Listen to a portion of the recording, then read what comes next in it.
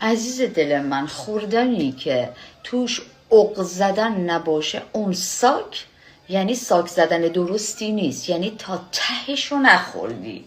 وقتی شما تا ته کی رو بخوری عق میزنی و اون عق زدن از قانونهای اصلی ساکه.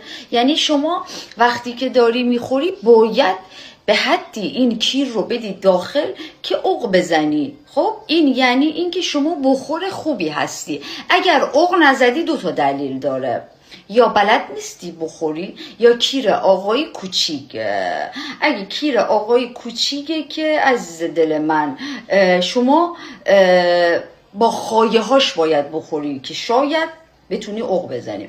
اما اگر نه کیر آقا خوبه و شما عق نمیزنی، عزیز من داری اون کیر رو حروم میکنی. مادر جنده، کیر حروم کن نباشید، بخورید عق بزنید.